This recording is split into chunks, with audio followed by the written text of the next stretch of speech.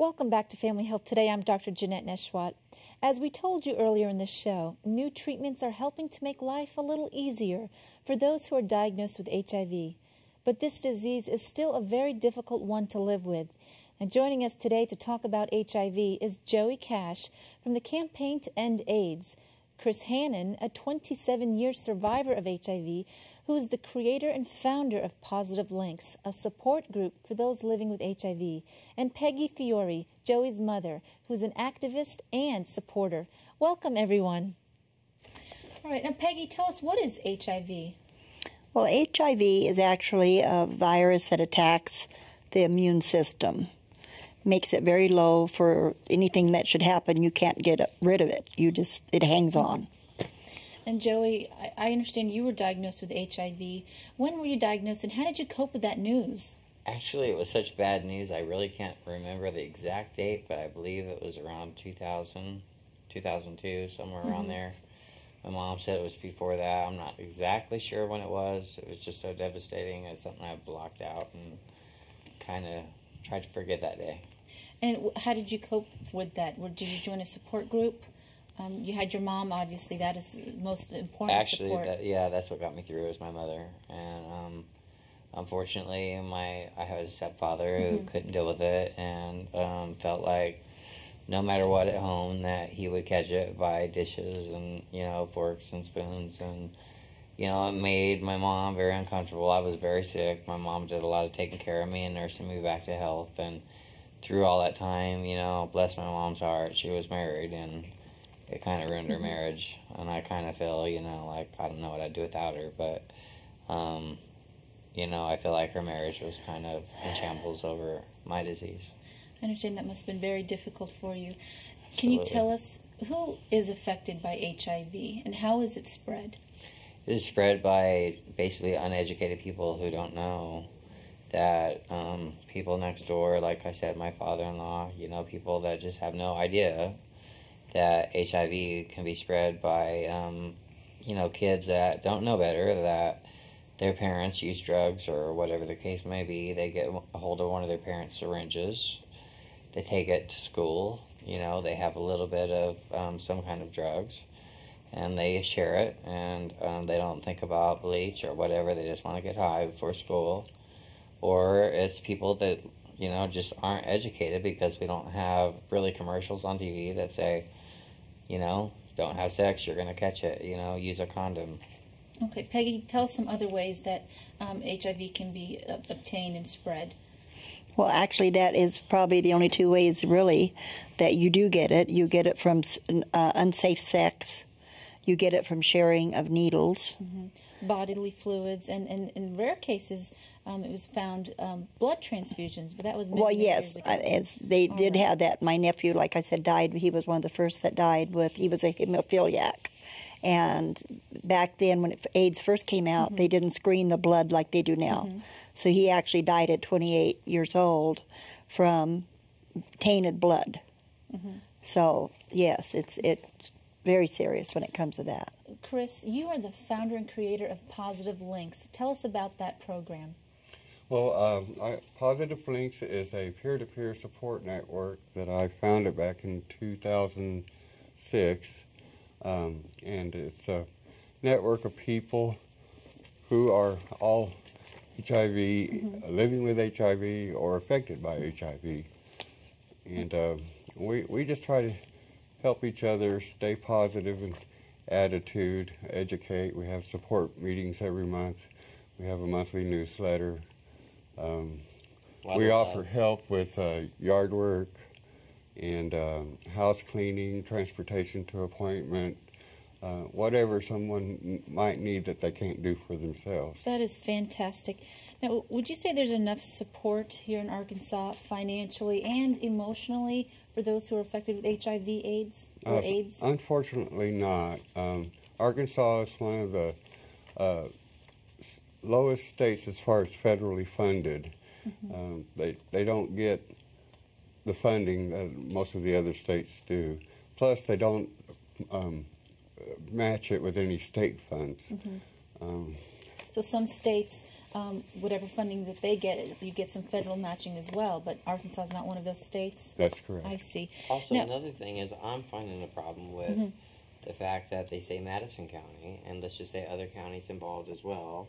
In our, this is our Arkansas. Here we are. They're saying there's 8 cases of HIV in Madison County.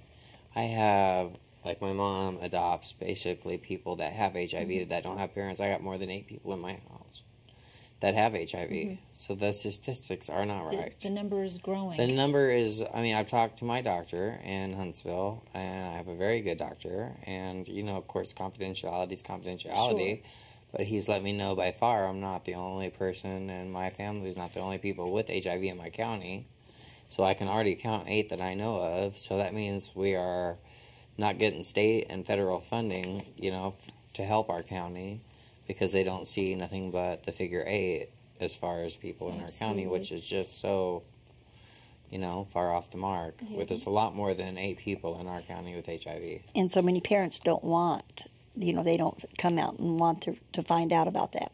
They don't want to think their children are having sex or they're having, a drug problem. So therefore, the children can't go to their parents and say, like some kids could go, Joey could come to me because I want to know that. And I want to know how to prevent that. But I find in Arkansas, it's not like California where it's rampant and everybody talks about it. Absolutely. Chris, tell us about medications in our state from the health department. How does one who has HIV or AIDS obtain medications? Well, medications in our state are provided by a federally funded ADAP program, which is an AIDS drug assistance program. Okay. And it's provided through the Ryan White Part B earmark. And the state does not fund any of our medications. And those are only offered to those who don't have insurance or have Medicaid or Medicare. And so you apply for that, and then if you're lucky, you're not put on a waiting list. And if you don't qualify, the medications can cost up to $20,000 a year, I That's understand, correct. which is very difficult. Now, I understand that up to 70% of those infected with HIV or AIDS in the state of Arkansas are not receiving regular care. That's amazing to me, and I think it has a lot to do with the large rural area of Arkansas, the small amount of supportive HIV care clinics and stuff. Okay, very good. That's good. Joey, you're involved with C2EA, which is the Campaign to End AIDS. Tell us about that. You've actually traveled across the country to Washington, D.C. for this project. Yes, ma'am. The Campaign to End AIDS has been, I'm going to tell you, it has been one of the bright spots of my life. And we traveled across the country, picking up people in every city from San Diego to Washington, D.C., and we lost 3 people along the way that got very sick. They had actually died before we made it to Washington, D.C. So we're in a movie, and it's called Closer to God. And to look it up, it's closertogodmovie.com. And to look it up and see it, it's just amazing. A biography of those who are living with HIV. Yes, and our journey to go to the White House to tell the president what we're going through and to walk a mile in our shoes. We walked and walked, and, we put all of our shoes in front of the White House to make a pretty good statement. A lot of us got arrested because, we stood in front of the White House and wouldn't leave because we wanted, the president to know that we're here and we're dying. And if we're here and dying of AIDS, and a lot of us have HIV, but, there's a lot of people that, like I said, we lost 3 of us on the trip. Yeah. So the movie is basically a journey through AIDS and a 30-day trip that is full of heartbreak and joy and everything at the same time. All right, Closer to God. We'll have to look out for that one. Definitely. Right. Thank Peggy, you. Tell us, how do we prevent contracting HIV and AIDS? We need to be more educated. It's through, like I said, through sexual. It's through needles. So protecting yourself. To protect yourself to get... During sexual contact. That's right. You can't just go out. You've got to be protected at all times because the elderly think that this doesn't happen to them, Florida is one of the largest states there is that have AIDS in the elderly. San Diego has the largest amount of veterans. So see, it's not just, it's not children, it's even the elderly.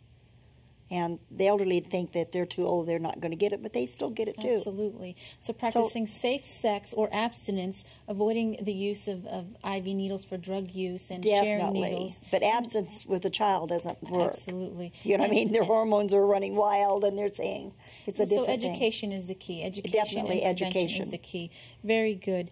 Now, you both have such positive attitudes. You're infected with HIV, but you're living your lives to the fullest. Where does this stem from, Chris?